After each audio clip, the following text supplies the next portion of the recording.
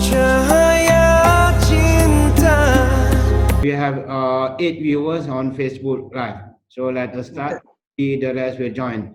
Okay, first and foremost, Assalamualaikum warahmatullahi wabarakatuh and very good afternoon. Petang ni kita ada sesi khas live bersama saya Hafizi Harun, Timbalan Presiden Pengasih, serta Mr. Ashwin, one of our para councillors. Dan topik kita petang ini adalah kita nak bincang tentang recovery in isolation. Recovery in isolation dalam konteks that dalam keadaan semasa COVID, kita tahu bahawa ramai, kalau ikut statistik AADK, terdapat dalam tahun lepas terdapat sekitar 200,000 penagih dadah yang aktif. Ini termasuk yang mengguna ais, syabu, mengguna heroin, mengguna ganja, morfin, dan juga termasuk pil kuda dan juga daun ketum. So kita memahami keadaan yang dilalui oleh pengguna-pengguna dadah, terutamanya dalam keadaan lockdown sekarang ini. So sebelum kita mula sesi, saya nak berbincang sikit tentang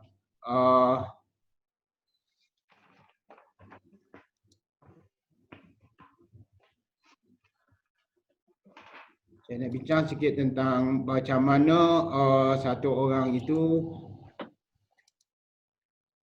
terutamanya apabila dalam isolation ini, apa yang terjadi, apa yang dialami oleh satu orang pengguna dadah. Sebab mereka tak ada pilihan.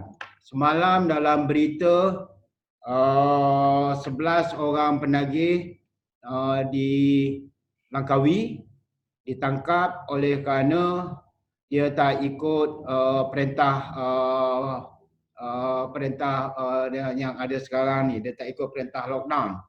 So malangnya dia juga apabila ditahan dan buat ujian air kencing, ke-11 mereka itu semua positif. So kami di Pengasih, kita faham mengapa mereka keluar juga. Dan kalau kita tengok mengapa mereka sanggup mengambil risiko, hakikatnya bukan oleh kerana dia nak melanggar perintah pengasingan sekarang ni, tetapi lebihnya kepada mereka tidak boleh tahan daripada ketagihan. Dan kalau kita tengok ketagihan sendiri, terdapat beberapa konsep ataupun pandangan terhadap penagihan di sekitar awal 30-an hinggalah sampai ke tahun 80-an. Kebanyakan bijak pandai, saintis melihat, kebanyakan kerajaan juga melihat ia merupakan satu isu moral. Penagih dadah mengambil atas pilihan mereka sendiri. Dan mereka juga dilihat mengguna dadah oleh kerana mempunyai tingkah laku yang tidak baik, tingkah laku yang negatif. Dan malahan ada yang mereka melabel mereka ini sebagai orang jahat. Contoh dia di negara kita juga pada tahun 70-an, kempen-kempen anti dadah melabelkan orang mengguna dadah sebagai sampah masyarakat, sebagai bangkai bernyawa. All the negative punya labeling were thrown to drug addict without even thinking the after effect ataupun the stigmatization yang terus terlekat hingga ke hari ini. Kemudian di sekitar tahun 80-an terdapat pula pandangan saintis mengatakan bahawa penagihan adalah satu penyakit yang is a chronic relapsing disease yang berkait kepada psikologi yang berkait kepada minda, yang berkait kepada isu-isu sosial, isu-isu budaya.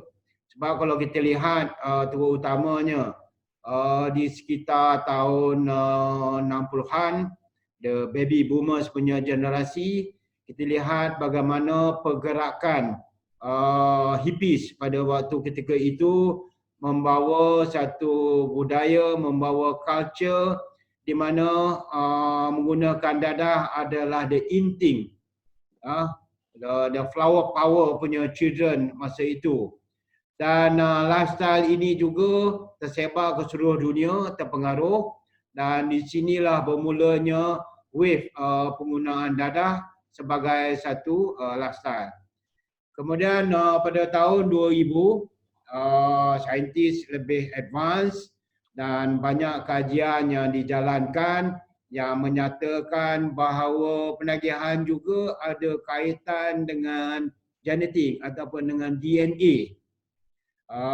Mengikut kajian mereka, DNA yang di mana ahli keluarga pernah menyalahgunakan dadah ataupun alkohol, anak-anak mereka adalah lebih susceptible ataupun lebih vulnerable ataupun lebih mudah menjadi penagih.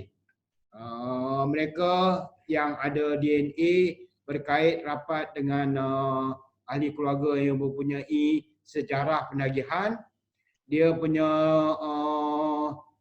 tolerance level. Contoh dia, kalau orang biasa, dia untuk nak jadi penagih mungkin selepas 2-3 bulan mengguna dengan berterusan, dia dah boleh jadi penagih. Tetapi bagi mereka yang ada mempunyai kaitan ataupun DNA genetik dalam keluarga terdapat yang pernah menyalahgunakan bahan-bahan, dia akan cepat develop dia punya tolerance level.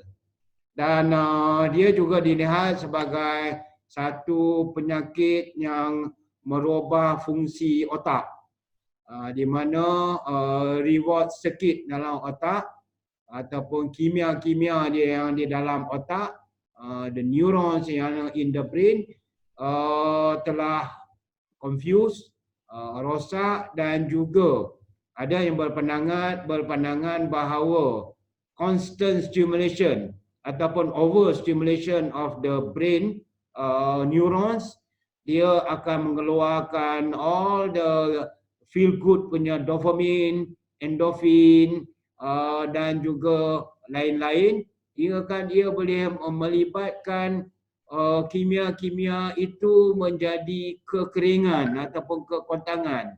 It is depleted. Dan ini akan melibatkan kerosakan sel-sel neurons di dalam otak yang mengakibatkan juga isu-isu kecelaruan mental ataupun yang memerlukan psychiatric punya treatment. So sedikit tentang perkongsian sebagai satu orang yang pernah melalui withdrawal ataupun ketagihan. Bagi saya, withdrawal heroin yang pernah saya lalui, yang paling ketara adalah sakit pada fizikal ataupun yang dipanggil gian. Gian merupakan satu pengalaman di mana kalau saya nak simplifykan dia, di mana dia akan bermula dengan rasa sesama. Dia akan datang bersin tak berhenti-henti. Dan apabila bersin, semua bulu roma akan berdiri. Ada goosebump di situ. And daripada semua tadi tu akan datang macam rasa nak demam. And then seluruh anggota badan, sendi-sendi akan mula terasa sakit. Di waktu yang sama juga perut akan memulas, akan sakit dan akan kena diarrhea, akan juga mungkin kena cerit-berit dan muntah dan sebagainya. Dan pemikiran jadi berkecelaru, berkecamuk, tak dapat membuat sesuatu benda ataupun fokus ataupun tak dapat memberi tumpuan, anggota badan akan jadi lemah dan akan hilang selera. Makan, minum, tak boleh tidur, tak boleh nak berfikir dengan secara waras, dalam keadaan bercelaru, mood, marah, sakit, fed up, macam-macam. Semua ni oleh kerana the feel good punya chemical dah being deprived waktu ketagihan. Dan memang dia punya ketagihan ini semua saintis pun setuju bahawa heroin is the most addictive in term of physical withdrawal. Very painful. Itu sebab tak ada satu penagih pun yang sanggup. Kalau ada dadah dia nak berhenti, dia memang tak sanggup punya lah. And dia bukan hanya melibatkan fizikal, dia juga melibatkan emosi, dia juga melibatkan pemikiran. Dan it's the most painful experience lah, satu pengalaman yang menyakitkan. Macam saya cakap tadi, bagi yang siapa yang tak pernah lalui, you bayangkan, you dalam kesakitan tu semua dalam satu masa.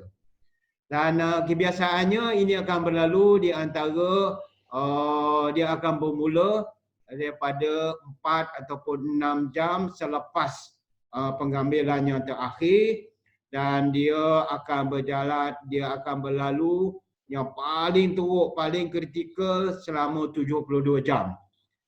Selepas 22 jam tu sedikit kelegaan, mungkin cerit-berit dah hilang, mungkin sengah-sengah sakit-sakit dalam tulang, di mana rasa macam dalam sendi-sendi, dalam tulang-tulang ada rasa macam jarum-jarum mencucuk-nyucuk, dah mula hilang. Tapi masih tak boleh tidur. Selera kebanyakannya masih tak boleh. Mungkin hari ke-4, ke-5 baru boleh mula makan. So dalam keadaan lockdown macam ini, satu orang penagih yang tak ada pilihan, ini saya bercakap dalam konteks penagih heroin, dia nak tak nak, dia terpaksa bertahan. Dia terpaksa duduk rumah. Dia terpaksa lalui. Dan seandainya dia ada mempunyai ahli keluarga yang memahami, alhamdulillah. Kalau tak ada pun, they got no choice. They have to go through this.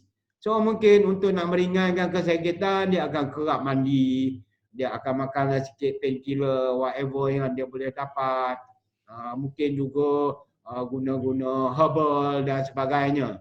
Tetapi bagi yang mana boleh dapat akses kepada substitution, contoh dia seperti methadone, mungkin akan hilang sikit dia punya physical punya withdrawal ataupun gian.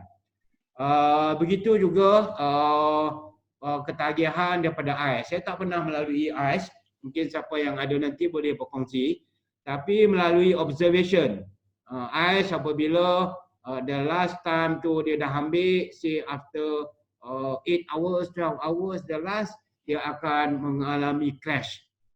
Di mana dia akan jadi lemah, dia akan tidur je. Dan ada yang mula rasa lapar sebab mungkin sebelum ni dia hilang appetite. Dan yang lebih seriusnya ialah dia berada dalam keadaan psikosis ataupun berkecelaruan. Emosi dia berkecelaruan. Rasa tak selesa, mood swing dan sebagainya. Dan dalam psikosis ini juga ada yang pergi ke tahap paranoia. Dia nampak macam-macam benda, ada rasa nak bunuh diri, ada rasa macam nak bunuh orang dan sebagainya. Dan kebiasaannya mereka ini mengalami dual diagnosis. Yang mana selain daripada dadah, dia juga ada ketagihan fizikal. So ini mengakibatkan satu orang yang kalau kita lihat mengapa orang yang ambil meth apabila dia berhenti, dia terutama dalam peringkat withdrawal dia, setengah tu tak dapat dikawal. That's why it is very very important untuk dia mendapat pertolongan perubatan. Namun dalam keadaan lockdown ini, kecuali dalam kes-kes yang serius, mungkin boleh dihantar ke hospital, boleh dihantar ke psychiatric unit, or else Terpaksa lah dia duduk kat rumah, kontrol sajalah. So kita ambil peluang, pengasih kita ambil peluang ini untuk bincang sama macam mana nak menghadapi withdrawal dalam keadaan isolasi ini. Ashwin, Yes, Ajay. you have any observation or anything you want to share with regard to withdrawal without much assistance? Yeah, well, firstly, withdrawal is broadly categorized into having physical withdrawals and emotional withdrawals, both of which you covered earlier. And I mean, just to echo a little bit on what you were mentioning about heroin, yeah, I think heroin has got a higher addiction potential because of the physical withdrawal. So it makes it much harder to want to quit or engage in recovery or treatment. In terms of withdrawals, this period is very, very challenging. I don't think many people who weren't even using substances were prepared for, the MCO and then for the self-isolation, let alone people who were actively using. Even on ordinary circumstances, I don't necessarily think that someone who uses substances on a regular basis already has developed an addiction would have made preparations for such an event. So usually it's more of a day-to-day sort of thing, right? Yeah. In terms of managing with their withdrawals, I suspect it must be very challenging for them. Firstly, once the initial physical, honestly, heroin today is of very low quality, so the physical withdrawals wouldn't probably last more than 2 or 3 days, maybe 4 or 5 at most. But what would be most troubling, I suspect, would also be the psychological cravings, the stress, having to deal with the family, the uncertainty, the isolation at home. I suspect that would be very, very challenging, not only for them, but also for the families. Because, we understand at this juncture, when you're going through forced withdrawals and you can't get hold of your stuff, you don't want to be sitting at home, and we don't really care about the MCO. Every thought is, where do I score? So I suspect it's very challenging also for the families. Just to share a little bit, initially, I think about 2-3 weeks ago, when we first imposed the control order, an old friend of mine called, and he sounded a little bit distressed. This is one of the guys that I used to use with a long time ago, and he sounded a bit distressed. So I was thinking, okay, maybe he may want to borrow some money and stuff. And interestingly enough, actually what he was looking for was options and avenues for methadone. And, I was a little bit surprised, because I told him, why don't you just look around the neighborhood for some clinics, or you can pop by to the hospital. But he said that, going to the clinics was so much of a hassle, there's so much of red tape, that he thought, if you could find it elsewhere. And, what occurred to me is that maybe we need to look into ways and means of substituting, whether it's heroin or treatment. And I suppose this is something we can look at moving forward, decriminalization, and looking at it more as a health issue. Yeah. Okay, in the same note, waktu yang sama juga, mungkin Hafizi pernah lalui. Hafizi dah ke mana pula? Dah. Ada. Mungkin Hafizi juga pernah lalui. Macam mana agaknya kalau if you are being put in this situation, dalam keadaan this movement restriction order ni? So pada jangkaan awak, apa yang jadi dan apa langkahnya sebaiknya, especially keluarga-keluarga, apa yang mereka dapat bantu kepada ahli keluarga yang ada terlibat dalam waktu ini? Saya pernah ada pengalaman waktu menagih dulu, lama dulu lah. Saya pernah ada pengalaman peribadi berhenti sendiri ataupun buang gian sendiri semasa dalam proses isolasi di rumah. Dan juga saya pernah ada pengalaman bantu kawan yang bantu kawan buang gian dia di rumah saya. Kan? Jadi ada beberapa poin dekat sini bagaimana untuk menguruskan withdrawal symptom seseorang individu tu. Antaranya adalah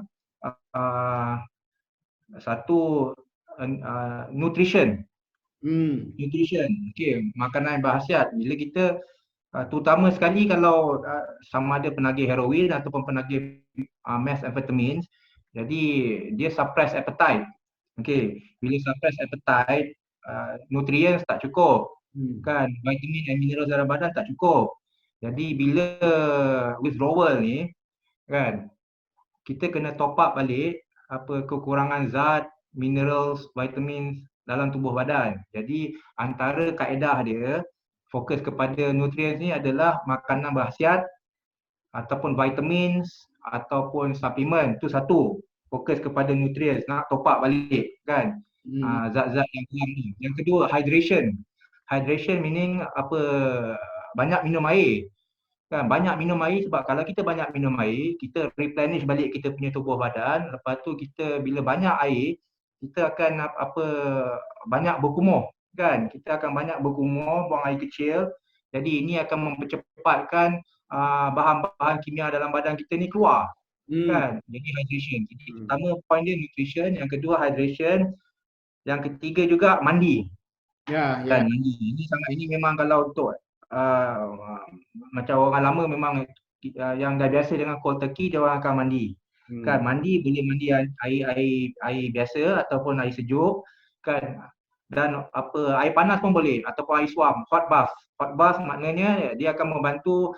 Kalau kita mandi air panas sekarang kan banyak rumah-rumah yang ada, kan, ada rumah-rumah yang ada water heater. Jadi kalau mandi hot bath ataupun hot shower, dia akan melancarkan perjalanan darah. Lepas tu dia akan bantu dari segi meringankan ataupun kita punya muscle aches, kan, sakit-sakit otot ni. Dia akan mengurangkan rasa sakit-sakit otot ni bila kalau mandi air panas, hot bath. So tapi point di sini mandi lah, apa pun, mandi air sejuk ke, mandi air panas ke. Okey, itu satu lagi point dia, bila kita buat mengendali ataupun menguruskan withdrawal kat rumah ni. Kalau kita kat rumah, bila kita dalam keadaan withdrawal, kita punya pemikiran ni akan bercelaru. Kan, akan banyak bercelaru ni, kita akan fikir kita gian, kita akan fikir kita sakit, kan, kita akan fikir kita bosan. Lepas tu kita mula fikir nak tambak barang, nak beli barang mana-mana. Jadi salah satu komponen selain daripada yang tadi tu, hydration, nutrition, mandi apa semua tu, kena ada komponen entertainment. Entertainment ni contoh, kita dah memang terperap kat rumah, kita kena ada komponen entertainment. Maknanya layanlah tengok TV series ke, walaupun tengah gian, ataupun tengok movies ke. Sebab apa tau, kenapa kena ada komponen entertainment ni? Sebab dia akan sebagai a form of distraction. Jadi kita terperap kat rumah, kalau kita tak ada distraction yang boleh bantu kita untuk tidak memikirkan mana nak score, mana nak beli barang, mana nak sambak, bila nak kena. So jadi kita kena ada kaedah distraction ni. Ada orang main video game, kan, layan je lah video game, kan, ataupun tengok series, tengok movie, whatever. So dia tolong distract daripada fikir tu. Dan last sekali tips dia adalah tidur, rest. Kan, rest well. Itu. Jadi saya ulang balik, antara tips-tips dia tadi, poin-poin yang kita kena titik beratkan tadi, nutrition, makanan berkhasiat, hydration, liquid intake, lepas tu entertainment kena ada, lepas tu mandi tadi, hot bath, kan, mandi, kan, dan last sekali tadi rest, well rested. Itu Haji apa yang saya nak kongsikan, pengalaman peribadi dan juga ini juga yang saya bagi tips pada kawan-kawan yang pernah saya bantu untuk buang gian kat rumah saya. Okey. So terima kasih Saudara Fizi untuk makluman. Kita bersama kita juga, kita ada 20 orang yang dalam FB Live sedang bersama dengan kita, dan kita tahu sama ada kawan-kawan kita yang sedang struggle fighting in recovery at home because of this situation. Dia orang tak ada pilihan, dan saya yakin ramai aja yang ada antara tu mula berfikiran alang-alang baik berhenti.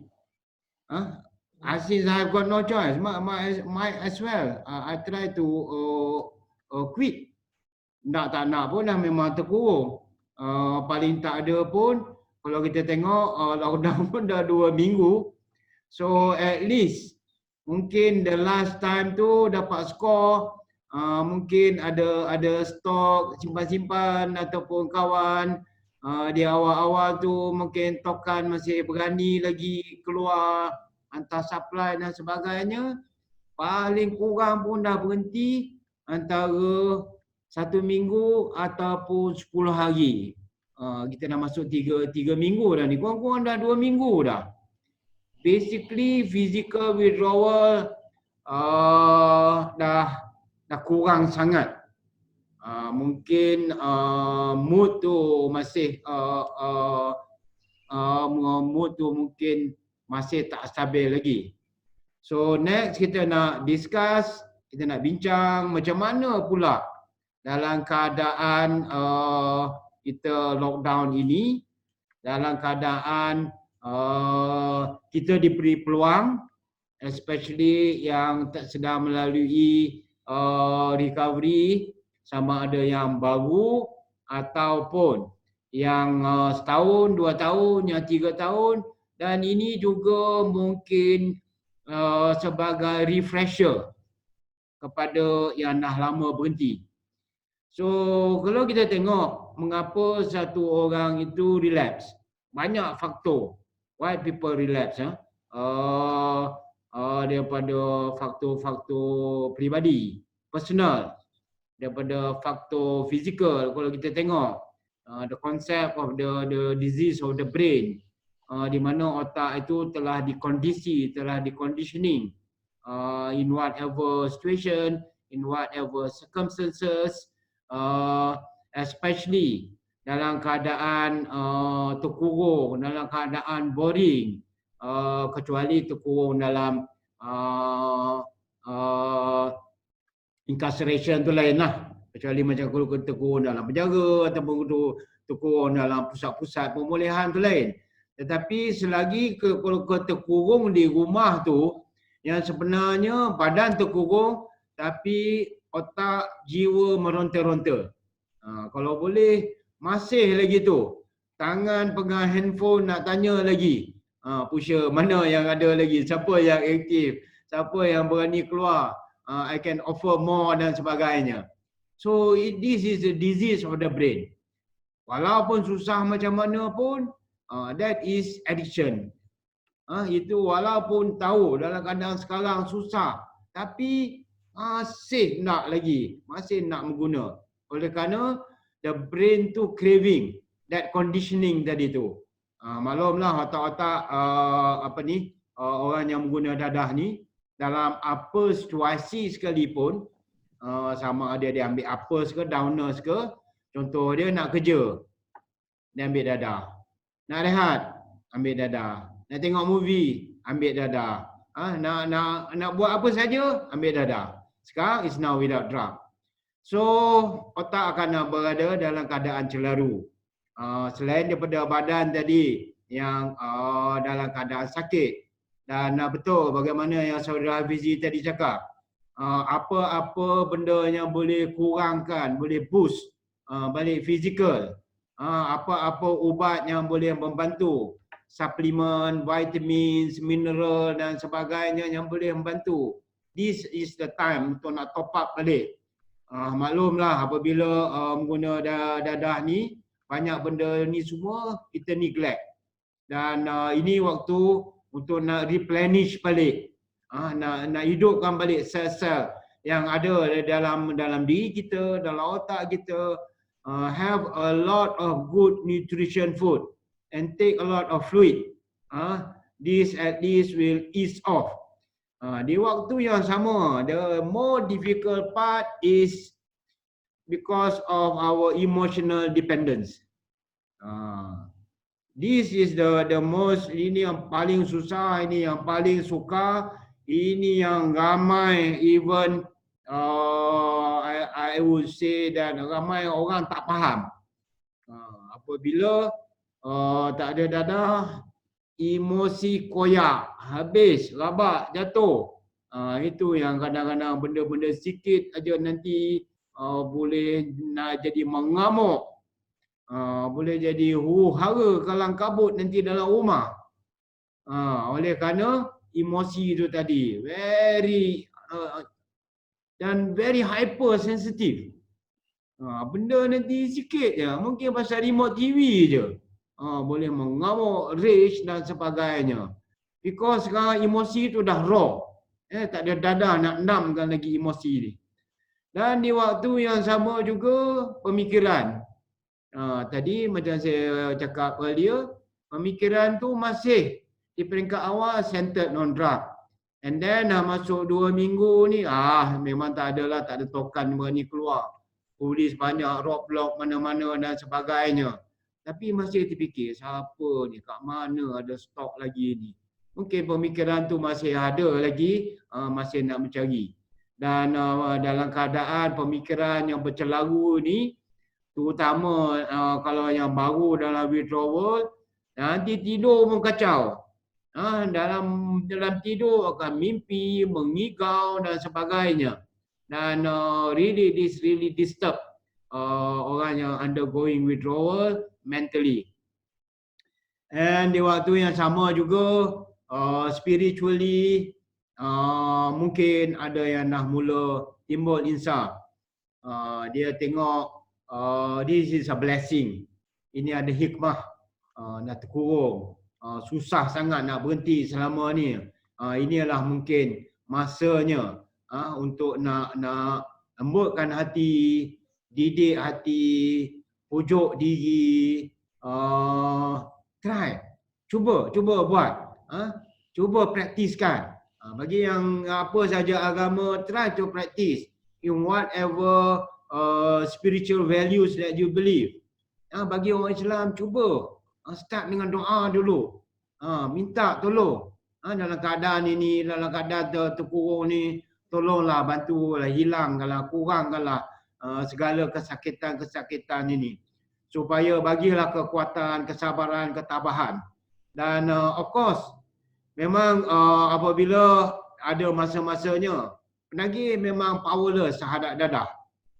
And juga kadang-kadang bagi yang contoh dia terdapat juga yang sebelum lockdown mungkin baru keluar pada rehab aja, dia tak ada banyak isu ketagihan.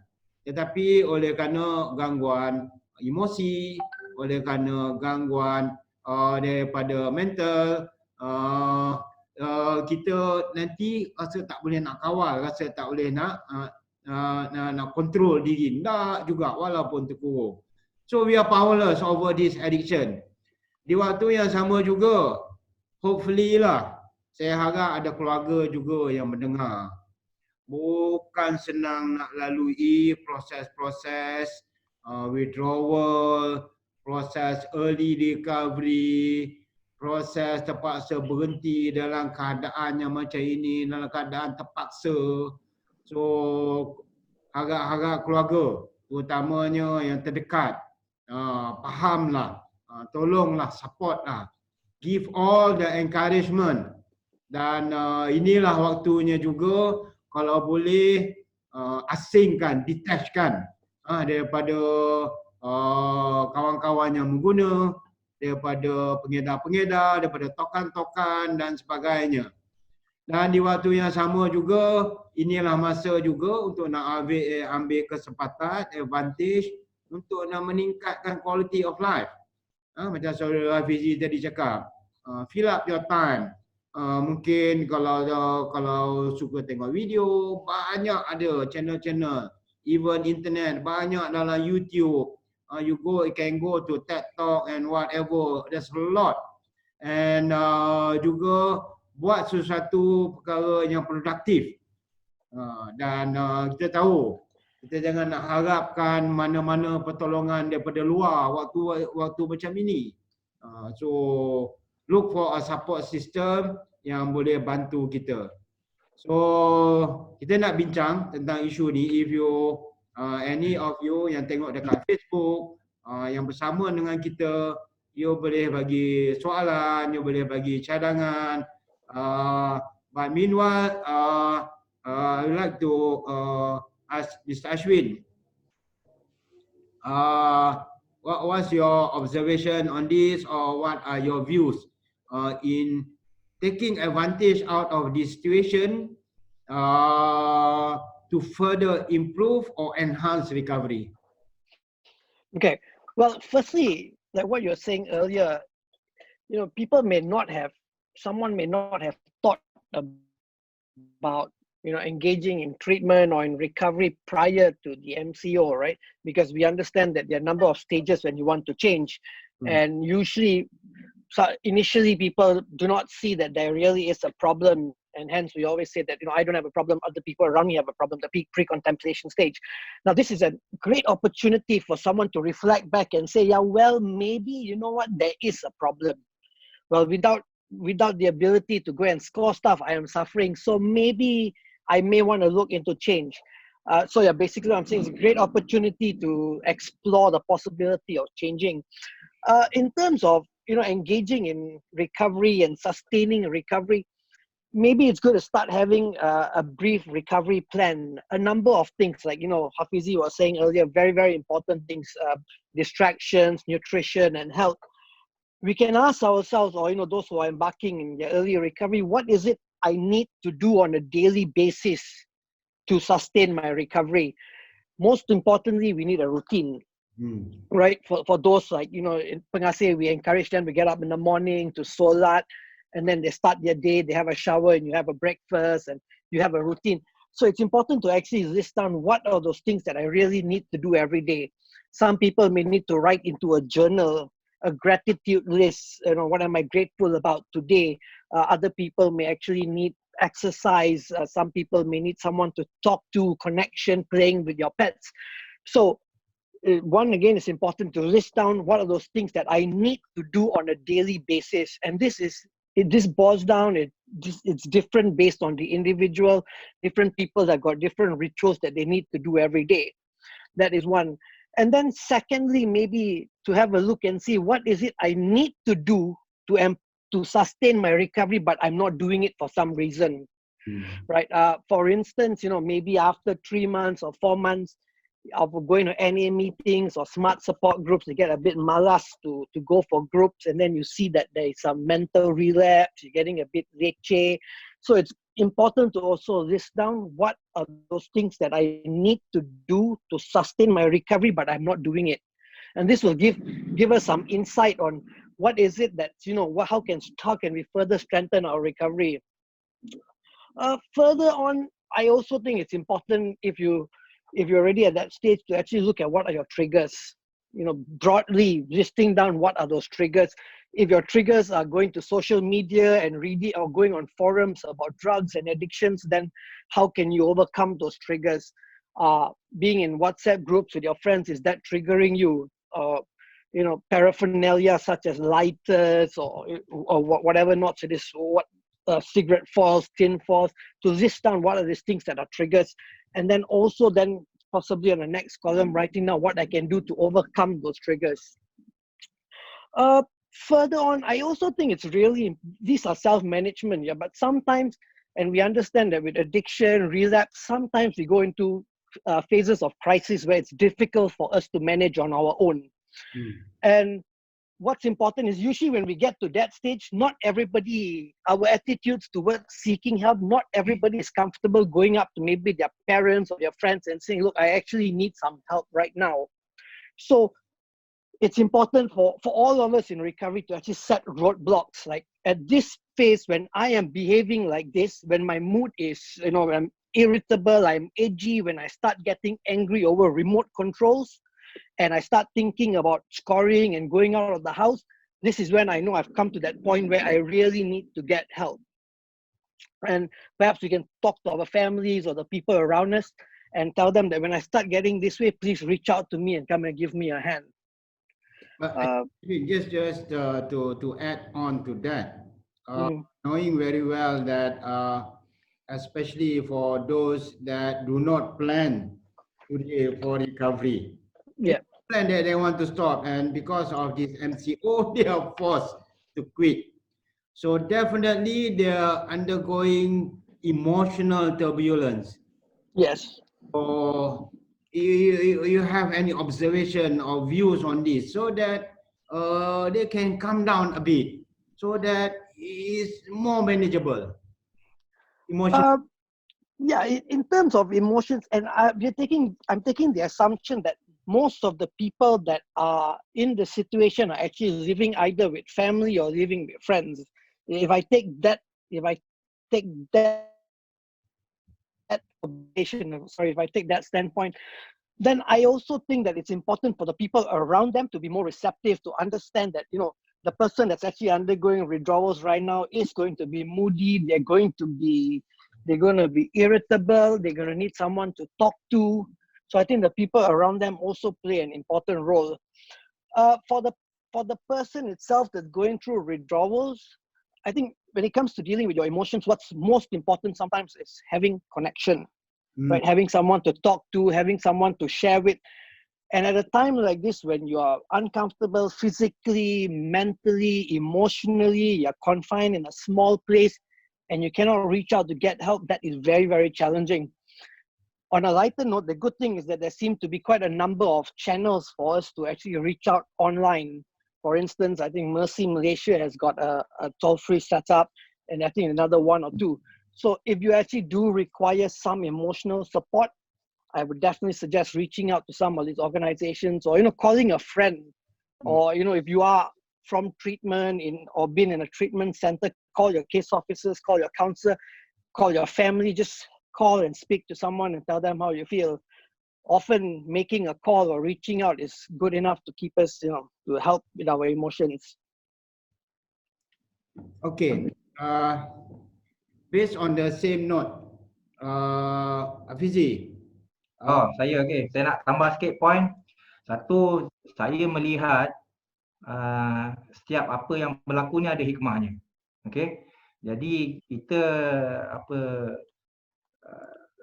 semua satu negara kena PKP ni, Perintah Kawalan Pergerakannya adalah juga salah satu hikmahnya. Jika kita ingin melihatnya sebagai salah satu hikmah. Okey. Kerana tengok, dengan dikenakan PKP ni, kan pergerakan kita semua terbatas, kan. Lepas tu semua nak cari bekalan dadah pun tak senang, kan. Bukan senang boleh keluar, kan. Kena tangkap buta je. Lepas tu tokan pun tak ada dah, kan. Barang terputus. Jadi dalam konteks kepulihan ataupun dalam konteks penagihan ni, dia memaksa secara tak langsung, hikmah dia memaksa walaupun ramai yang tak bersedia nak berhenti, walaupun yang ramai yang tak bersedia untuk berada dalam kepulihan, tapi disebabkan PKP ni yang dikenakan ni satu negara, jadi dia menyediakan peluang yang datang. Jadi kalau dalam bahasa Inggeris jump start, dia boleh jump start seseorang tu punya reason untuk recovery, jump start. Jadi kita semua tahu bahawa nak berhenti dadah ni susah, kan kita semua tahu nak berhenti dadah ni susah. Jadi nak berhenti, fikir nak berhenti dah ada, niat nak berhenti dah ada, fikir nak berhenti dah ada, tapi bila kita actually nak berhenti tu sangat-sangat susah, kan. Ada halangan lah, lepas tu ada dugaan lah, ada temptation lah, ada triggers lah, ada craving lah. Jadi ni kali ni tengok solid 4 minggu ni, kan. Solid 4 minggu maknanya sebulan ni, kan. Pergerakan sangat-sangat minimal. Jadi yang siapa kawan-kawan kita yang berhadapan dengan masalah susah nak berhenti tapi niat dah ada, ini peluang ni, ambil grab peluang ni. Maknanya tersentak, dipaksa untuk berhenti, kan. Suka tak suka. Jadi ni, kalau diguna peluang ni dengan baik, alhamdulillah selepas PKP ni, diorang dah dapat recovery clean time dah sebulan dah dapat, kan. Satu, dalam keadaan paksaan tu, kan. Jadi saya faham bahawa kalau recovery kita buat dekat rumah dalam keadaan PKP ni, kan, dalam keadaan self isolation, kita boleh rasa depressed ataupun kita boleh rasa bosan, boredom. Kita akan mengalami feeling boredom, kan, sebab terkurung dekat rumah, kan. Ini yang penting bahawa stay at home, it is very important for us to abide by the law, rules and regulation, kan, perintah to stay at home, tetapi stay connected. You have to stay at home, but you need to stay connected. Dalam konteks recovery, even though kita semua dekat rumah, tetapi kita diunjurkan untuk stay connected. Maknanya stay connected ni, banyak platform-platform yang menawarkan bantuan-bantuan dari sudut recovery. Contoh kan, kalau sebelum ni sesiapa yang nak recovery, kita bebas tau, kita ada platform untuk kita pergi support group, untuk kita pergi NA meeting. Kita boleh pergi NA meeting dekat Jalan Gasing, kita boleh pergi NA meeting dekat Chowkit, kita boleh pergi NA meeting dekat Bukit Tungku, kan, kita boleh pergi NA meeting dekat Sungai Buloh. Ini dalam kawasan Lembah Kelang. Lepas tu dekat lain-lain lagi, kat Johor ada, kat Melaka ada. Jadi point dekat sini sekarang semua ni terbantut, tak ada dah. Tetapi semua orang sekarang adapt dengan keadaan yang tinggi limitasi sekarang, limitasi pergerakan ni, kan. Sekarang ramai golongan ataupun pemberi perkhidmatan yang melihat kepada online, platform online. Maknanya walaupun kita di rumah, kita masih ada kesempatan, ada banyak platform yang menawarkan online support group ataupun online meetings ataupun online support group. Because penting untuk kita stay connected dengan orang-orang yang mampu membantu kita dalam kepulihan, kan. Contoh orang-orang yang mampu, yang kita kena sentiasa stay connected dalam tempoh PKP ni, kan. Kalau kita nak memantapkan recovery kita, contoh orang-orang yang kita kena stay connected adalah recovery peers, kawan-kawan dalam recovery, kan. Kawan-kawan dalam recovery, yang satu peer, kan, yang sama-sama dalam kepulihan berhenti satu, kena stay connected, kena jaga orang-orang macam ni. Yang kedua, mungkin dengan kaunselor. Kalau kita ada hubungan baik kita dengan kaunselor, dengan terapis, dengan recovery coach, ini orang-orang yang kita kena stay connected. Kita schedule, kita setkan appointment untuk kita ada masa dengan mereka ni, dengan kaunselor atau dengan recovery coach, dengan terapis untuk kita talk about our issues, kan, tentang gangguan-gangguan kita. Itu satu. Lepas tu juga sponsor kita dalam recovery. Kalau dalam NA dia ada konsep sponsi, kan, orang yang mentor kita dalam recovery. Jadi ini kita kena stay connected dengan kita punya sponsor. Dan lain-lain platform lagi online, kita sekarang ramai tak tahu tau. Jadi ini tujuan yang kita adakan webinar petang ni, untuk kita provide maklumat. Maknanya saudara-saudara sekalian, kawan-kawan sekalian yang sedang menonton kita punya forum discussion ni, kan, ada platform-platform online yang menawarkan support group ataupun meeting dalam online. Antaranya kita boleh pergi nama platform dia soberrecovery.com. Okey, soberrecovery.com ada, dia menawarkan meeting ataupun support group online. smartrecovery.online, 12steps.org. Ini antara yang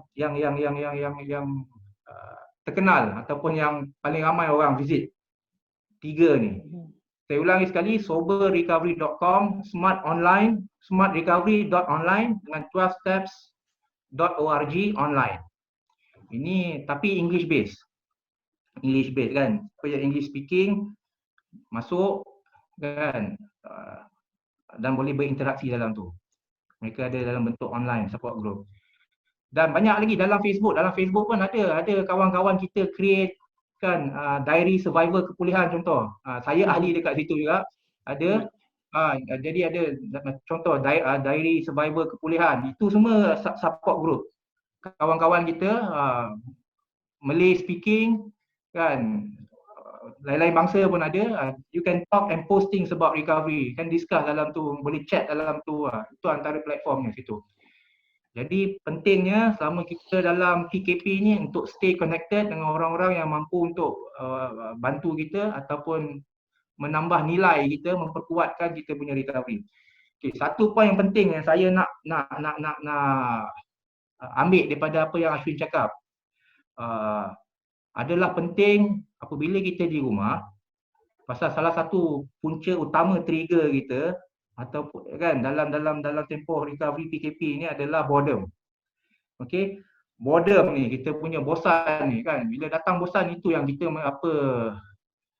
fikir nak hisap kan, tak tahu nak buat apa, rasa kita punya hidup kosong kan, lepas tu tekanan yang kuat untuk macam mana pun nak try juga keluar, macam mana pun membujur lalu melintang patah nak keluar juga. Itu yang ramai yang langgar PKP punya perintah kena tangkap, test urin semua sangkut kan.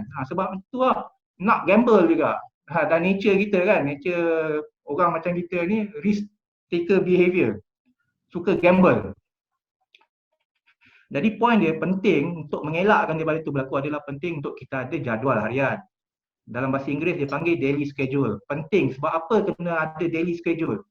Itu sebab treatment dekat pengasih, ini sangat padat.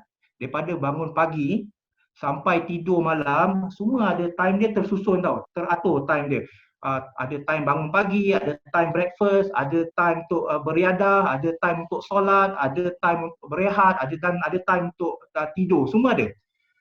So sebab kan kenapa pentingnya daily schedule ni ataupun jadual harian ni, sebab salah satu manfaat dia adalah dia mengatur masa kita dengan baik. Dia mendidik kita untuk mengatur masa, mengisi masa kita dengan baik. Satu. Lepas tu kedua, dia punya manfaat adalah mendidik kita agar lebih berdisiplin dan komited dalam kita melaksanakan apa yang kita tulis tu. Apa yang kita rancangkan untuk harian kita tu. Dia didik kita disiplin dan berkomited. Okey? Lepas tu manfaat ketiga dia adalah dia memberikan kita sense of structure. A sense of structure. Dia menyediakan struktur dalam harian kita. Kan? Jadi bayangkan kita punya kehidupan sebelum ni bila kita bergelumang dengan dadah, kita punya structure dah lari. Mana ada ikut structure? Masa tidur berantakan, time makan tak tentu hala, kan? Time masa dengan keluarga tak tentu hala, time kebersihan mandi pun tak tentu kerana tak mandi berapa hari, betul tak betul? So salah satu manfaat kalau kita ada daily schedule ni, dia bagi kita dia provide kita a sense of structure ataupun menyediakan struktur dalam kita punya kehidupan seharian. So manfaat ketiga adalah dia juga memberikan kita a sense of accomplishment. A sense of accomplishment. Maknanya kalau kita ada daily schedule yang kita buat, kita dah tahu dah hari Isnin kita apa kita kena achieve. Kan? Kita pukul berapa? Pukul 10 hari Isnin apa kita buat? Hari Isnin pukul 2 apa kita kena buat? Hari Selasa pukul 3 apa kita kena buat? Jadi bila kita buat benda-benda ni semua, dia akan bagi kita a sense of accomplishment. Kan? Itu antara manfaat dia. Jadi tips untuk kita buat schedule ni, jadi tips untuk kita buat schedule harian. Katalah kalau tidak dia akan membuang masa kita. Kita boleh berada dalam PKP ni sebulan tapi kita tak akan achieve apa-apa. Kita akan rasa depressed, kita akan rasa marah, kita akan tunggu masa macam singa kena kurung dalam zoo ataupun singa kena kurung dalam sangkar kan, dalam kandang, tunggu masa je. Sebulan habis PKP kan, keluar kan. Jadi kalau buat daily schedule ni, dia bantu provide a sense of direction. Dan satu tips dia bagaimana nak buat schedule ni adalah dalam recovery dia banyak komponen tau. Dalam recovery ada beberapa komponen. Apa itu recovery? Contoh, kalau kita recovery, kita kena fokus kepada beberapa komponen ni. Komponen apa? Komponen fizikal. Kan? Recovery dari sudut fizikal. Komponen psychological. Recovery dari sudut psychological. Bagaimana kita berfikir, bagaimana kita beremosi. Lepas tu komponen social. Recovery dari sudut komponen social. Recovery dari sudut komponen leisure ataupun hobi. Kan, ini semua. Dan komponen dari sudut spiritual juga. Jadi banyak bila orang cakap apa tu recovery ni memfokuskan kepada penambahbaikan komponen ni tadi. Spiritual, komponen psychological, komponen fizikal, komponen social, leisure dan sebagainya. Jadi kalau kita buat daily schedule ni, kita memfokuskan kepada komponen. Contoh, kita bangun pagi, kita dah hadir dah. Okay. Dalam konteks komponen fizikal, bangun pagi exercise. Contoh. kita dah tahu lah kalau seminggu sekali atau seminggu 2 kali kita exercise, at least kalau kita buat tu regularly, maknanya kita memfokuskan kepada penambahbaikan recovery dari sudut fizikal. Kan? Badan sihat, emosi sihat, mental sihat. Okey, bangun pagi. Lepas tu time semayang. Okey, semayang ni komponen spiritual. Okey, bagi yang Muslim dia tulis solat. Tu dia lah, okey, dia akan dalam schedule dia tu dah ada dah hari. Pukul berapa bangun subuh, pukul berapa solat subuh, pukul berapa solat zuhur, pukul berapa solat asar, pukul berapa solat maghrib dan pukul berapa solat isyak. Nak tambah lagi. Ada yang nak apa? Nak fokus kepada spiritual dia. Ngaji Quran, ada seminggu sekali, seminggu 2 kali. Contoh bagi yang Muslim. Bagi yang non-Muslim, banyak perkara yang anda semua boleh buat kalau untuk membangkitkan, untuk work on apa anda punya spiritual component. Contoh boleh meditasi, kan, boleh buat meditation antaranya, atau boleh baca apa steps dalam NA punya workbook, kan, ataupun boleh hari-hari boleh baca apa, boleh buat gratitude journal macam Ashwin cakap, kan, list down things yang boleh kita grateful for that day. Contoh itu spiritual. Lepas tu time rehat pun ada. Time rehat pukul berapa nak tidur, kan, katalah lepas pukul 2 tidur, ataupun pukul 4 tengok movie dekat rumah. Jadi point dia jadi teratur tau, teratur dan ada sense of achievement macam apa yang kita buat tu. Jadi ada time yang kita set aside untuk spiritual, ada time yang kita set aside untuk emotional, set aside untuk apa recovery, ada time yang kita set aside untuk leisure. Contoh, itu tips. Kalau kita buat ni berulang, kan, kalau kita buat ni berkekalan juga, kalau kita buat sebulan, katalah PKP ni 4 minggu kan, sekarang minggu ketiga, okey, katalah 4 minggu, katalah kalau lepas ni extend lagi, kalau kita buat benda-benda ni, jadi dia akan bagi kita foundation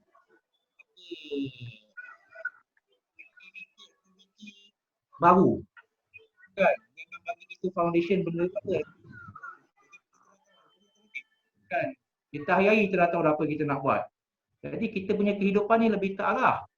Pentingnya daily schedule ni, kan, dia akan menjimat banyak masa anda, dan jika anda buat daily schedule ni, kan, waktu minggu ni,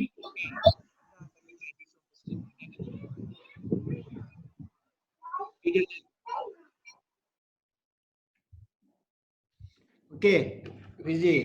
Azhar pun dah ada masuk. Azhar, selamat datang. Kita dah 1 jam dah actually kita berbincang. Ni nampaknya ada soalan melalui Facebook. Tanya pada saudara Fizi kita. Bagaimana dengan menggunakan ketum untuk nak substitute penagihan dalam waktu lockdown macam ni? Mana nak jawab? Okey, macam ni ada dua ni. Ada dua point. Okey.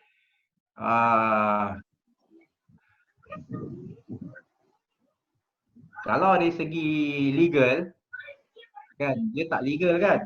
Dari segi legal dia tak legal. Okey. Jadi tahu-tahu sendiri. Saya tak cakap ya, saya tak cakap tak. Kalau dari segi legal memang dia belum diwartakan. Okey. Tetapi kita juga tahu, kan, daripada kawan-kawan kita, dia memang ada manfaat dari segi sebagai satu substitute, kan, untuk bantu menguruskan kita punya withdrawal, kan. Kalau it works for you, kan, you do it. Okay. Tapi it is illegal. Tapi kalau boleh membantu anda dan anda pandai jaga, kan, then do it. Yeah, I just want to add on sikit kepada apa Abang Fizi was saying. But that would, if pandai-pandai itu tidak termasuk dengan cakroy and using dengan berlebihan. If you're talking from a medicinal point of view, still you gotta, there's a legal and then there's the legality aspect yang kena nampak juga. So if you nak guna sebagai terus to substitute with campur with cakroy and coke, then that's something else. Tetapi hanya untuk to help you ease dengan deal withdrawal heroin, yeah. You agree to it.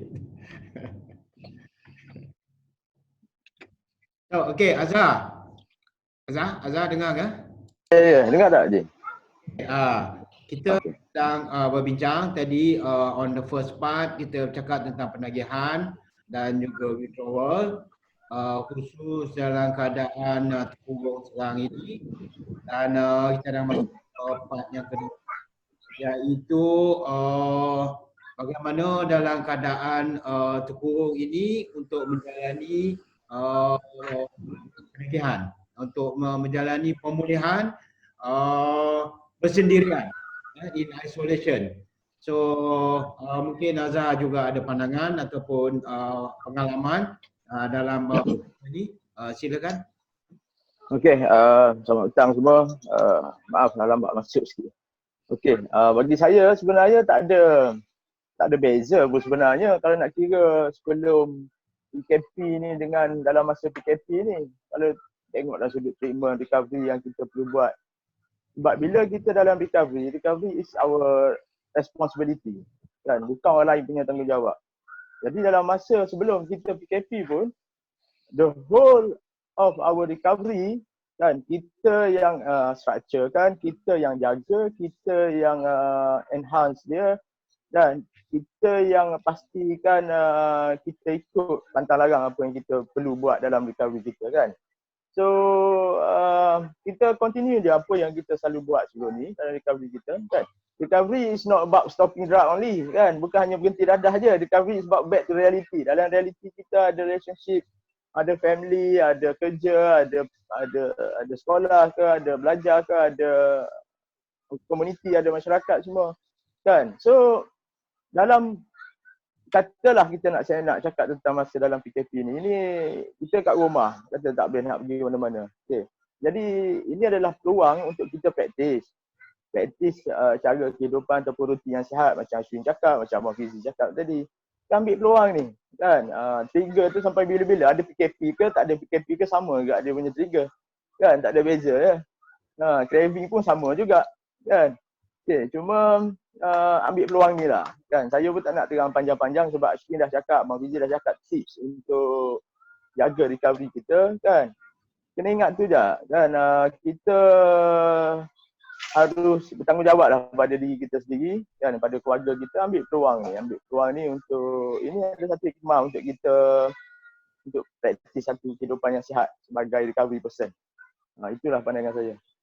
Okey, terima kasih Azhar untuk makluman. Kita yang sebenarnya bersama kita ada 30 orang juga yang on Facebook Live sedang menonton dan mendengar perbincangan kita. Dan bagi slot yang terakhir, mungkin kita nak berbincang sedikit tentang kaedah ataupun panduan bagaimana nak menjalani kepulihan dalam khususnya dalam keadaan lockdown sekarang ini. Bagaimana supaya dapat terus kekal kepulihan, dapat terus kekal bebas daripada dadah. Bagaimana untuk nak mengukuhkan keazaman untuk terus, macam kita bincang tadi, dalam keadaan sekarang ni suka tak suka, tak nak kena berhenti. Dan dalam keadaan apabila dah berhenti, macam mana kita ada nak mempunyai satu semangat, satu keputusan, satu iltizam untuk nak meneruskan supaya dapat terus berhenti, dapat terus meninggalkan dadah. Di waktu yang sama juga tadi kita ada berbincang macam mana nak menggunakan sepenuhnya, terutama yang dalam early recovery ataupun dah dalam late recovery pun sama. Macam mana nak kekalkan kesihatan dengan kita exercise, riadah, dengan kita banyak macam Fizi tadi cakap, minum air, ambil suplemen supaya meningkatkan vitamin, mineral di dalam badan kita yang dah lama kekurangan.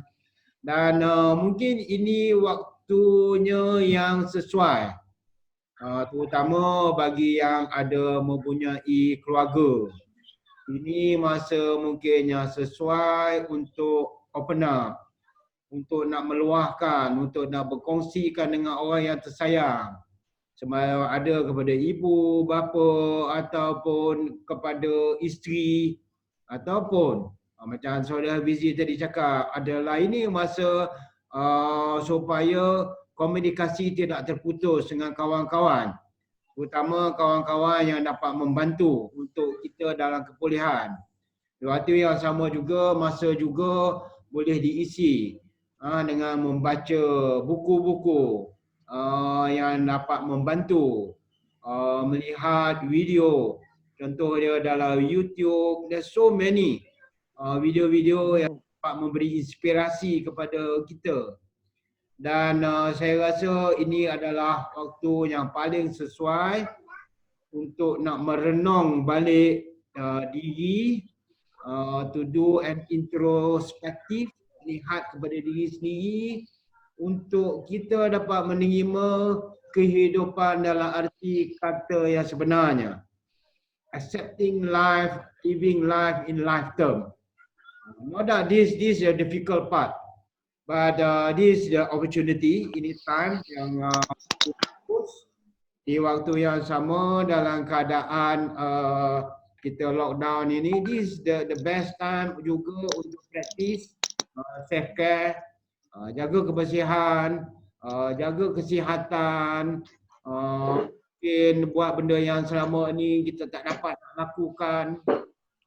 Dan juga adalah amat penting sebab kebanyakan penagih ini dia berulang pergi kepada penagih oleh kerana merasakan kekosongan dalam hidup. You feel empty, you feel so bored, macam tak tahu nak buat apa dan sebagainya. Maybe this is the time to do simple thing.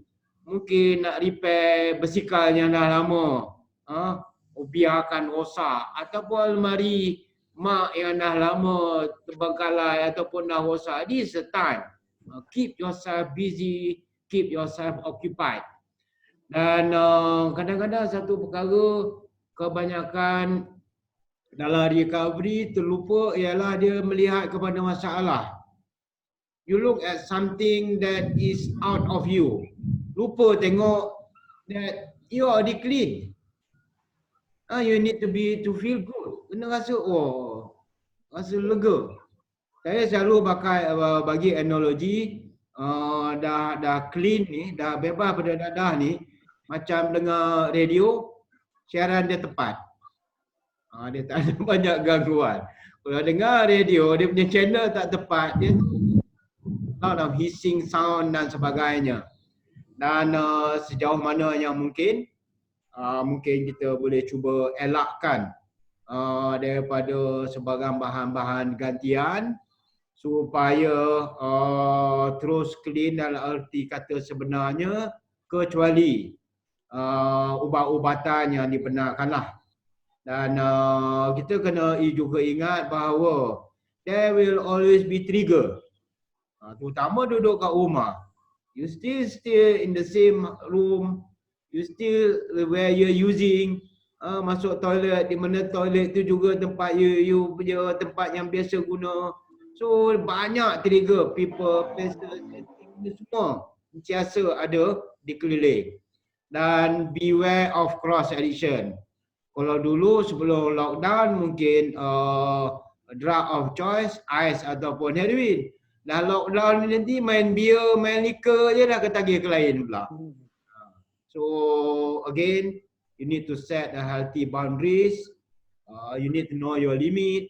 Dan inilah waktu yang paling bagus untuk nak perbaiki balik hubungan. Terutama yang duduk sekali dengan keluarga. Membaiki balik hubungan dengan adik-beradik, dengan kakak, dengan adik, dengan abang dan sebagainya, dengan mak, dengan ayah. Inilah waktu yang sebaik-baiknya dah semua terkurung untuk to make amends lagi. Dan bagi macam kita cakap tadi, bagi yang Islam, praktis agama, ini ada hikmah di sebalik kejayaan ini, dan dapatkan sokongan. Banyak kumpulan-kumpulan yang menyediakan berbagai sokongan. So next kita, before we wrap up, mungkin kita ada 15 minit, 5 minit each kot. Kita mula dengan Azhar dulu kot. Macam mana nak maintain recovery? Azhar, silakan Azhar. Okey. Bagi saya yang tak okey. Okey. Okey, dia. Okey. Okay, untuk maintain recovery ni tadi Hafizi dah cakap, Ashwin pun dah cakap kan, kita praktis apa yang kita belajar. Kan, sama ada kita pernah belajar dalam residential rehab ataupun kita pernah ikut NA ataupun mana-mana, kita praktis apa yang kita belajar tu. Ini peluang untuk kita fokus 100% untuk kita praktis dengan apa yang kita dah belajar, dan kalau kita betul-betul praktis, insya-Allah. Dan dalam recovery pun dia ada quotes dia, we can do it but we can't do it alone. Kan, tapi kita ramai support, kita ramai peer-peer kita ramai ada group kan yang kita boleh share, kita boleh minta advice kan kalau kita ada masalah dalam recovery ni. Kan, jadi ambil peluang ni kan. Kita yakin dan dah terbukti siapa-siapa yang terlibat dengan bahan ni boleh. Kan, insya-Allah boleh. Bagi yang Muslim, ambil peluang ni, ada hikmahnya kejadian ni, wabak yang berlaku ni untuk kita muhasabah diri kita balik kan, ambil peluang ni juga dengan masa yang kita ada ni untuk kita praktis dalam amalan solat, tambah amalan sunat yang kita boleh buat bila kat rumah kan, dan untuk kita repair balik hubungan dengan keluarga kan, dengan kawan-kawan, dengan insya-Allah kalau kita yang berkeinginan untuk buat ni, kita boleh buat dan kita boleh jaga recovery kita insya-Allah sampai bila-bila. Gitu. Okay, terima kasih Azhar. Ashwin, what's your opinion, your view or your observation? All right, so Haji, just to go back to touch back on the entire theme of what we were talking about today, which I think you touched on, Hafizi, Azhar, myself. The fact that this is an opportunity, it's a hikmah, this PKP is a peluang. And what's really important for everyone to remember is that recovery does not always have to be voluntary to be effective, right? Yeah. There are some people that have never planned to actually get clean and sober. They may actually end up in prison or end up in lockup, and against their will, they actually start cleaning up. That's one. That's something for us all to remember. Secondly, also, I would like to say that it's a great time now if you are forced to actually engage in treatment and recovery and the recovery process to focus on the here and now, right? Not so much on the past. Why did this happen? Kenapa ada PKP? Where am I going to run lepas ini? How am I going to get the money? Well, you're facing the situation now. Focus on what you can do at the moment. To also expand on what Abang Hafizi was saying earlier about the routine and the daily ritual, it's very important. However, a lot of people who have had addictions in the past find it a bit leceh. But it's important to remember that you are stuck in the situation. You might as well make the best all out of it, right? And the best way to do that is to actually have a routine and a ritual. I just want to touch the 5 things that were highlighted by a researcher called Stephen Malamis, right? Which I think are amazing and really important in promoting recovery. And he calls this the 5 rules of recovery. One is to make small and realistic changes. Now, going into recovery, embarking on a recovery journey basically means changing full circle, 180, right? But that doesn't mean we need to do it all at once. Small, simple changes to start off with. Basic goals, what am I going to do today? Take it one day at a time. Secondly, to be completely honest with myself and honest with other people. Addiction often revolves around lying and manipulating to sustain the habit. So it's important for us to be honest with the right people. Who are those right people? Maybe people like your therapist, your peer support, your family, your friends, your partner. Be honest with them. Tell them what are you going through. What is it you need to help you get through this period. Ask for help. I think we all need to examine our attitudes towards help seeking. If you need help, ask for it. Right? If you need to get into a support group, how do I get a support group? Ask for it. If you're not feeling good, you need to go to the hospital. You need to see a psychiatrist, a psychologist. Do it. Ask for help. Of course, very importantly, practice self-care, good nutrition, keeping a daily journal, exercising. Those things are also very, very important. And finally, don't bend the rules. Right? There are two sorts of people that go into recovery. One that don't plan to use anymore. They look at the past and they say, I'm done. And the others that say, after this, maybe in 2 months, I'm going to start using again. Right? So it's obviously, preferably, is to not want to use anymore. And if in that rule, will be totally abstinent to not get high anymore. So to not make any exceptions to the rules and say, maybe after this, I will try to have a little bit here and there. So basically, to summarize the five rules by Stephen Melamis: 1, make small changes, realistic goals, be completely honest with the people that matter, ask for help when you need it, look after ourselves, and finally, do not bend the rules. Okay, thank you so much, Ashwin, for your tips. Fizi. Saya berharap apa yang dikongsikan oleh kami kan, Tuan Haji Ramli, saya, Ashwin, Azman Rahman dapat mendatangkan manfaat kepada kawan-kawan yang sedang mendengar, yang sedang menonton, dan good luck dalam proses memulakan ataupun mengekalkan ataupun memulakan proses kepulihan anda. Dan yang penting, apa pun usaha yang kita lakukan, konsistensi ataupun istiqamah. Kunci dia untuk ia menjadi satu benda yang berkekalan, kena istiqamah. Dan saya berharap agar kita semua berjaya dalam kepulihan dan sentiasa istiqamah dalam segala apa kebaikan yang kita lakukan. Assalamualaikum warahmatullahi taala wabarakatuh. Waalaikumsalam. Terima kasih Saudara Fizi. So with that, saya ingin mengucapkan terima kasih kepada semua penonton kita, terutamanya dalam Facebook Live, dan insyaAllah kami akan cuba membuat sesi masa ke semasa, kalau boleh paling kurang sekali dalam masa seminggu. Stay safe, stay at home. Dan saya nak recap sikit tadi apa yang Ashwin cakap, keep it simple. Sebenarnya tak susah nak berhenti, boleh. You all already did it this far. And easy doesy. Don't be so hard on yourself.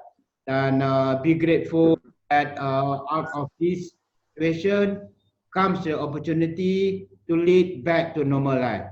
Sebab saya faham, kami faham bahawa ada satu orang penagih nak hidup sebagai penagih. So take this opportunity, ambil peluang ini. Inilah masa sebaik-baiknya untuk nak berubah. Dan seandainya memerlukan apa-apa support, bantuan dan sebagainya, bolehlah hubungi kami. Go to our website, Pengasih Asia. Sekian, terima kasih. Thank you so much. Hope you all stay home and stay safe. Terima kasih. Assalamualaikum warahmatullahi wabarakatuh.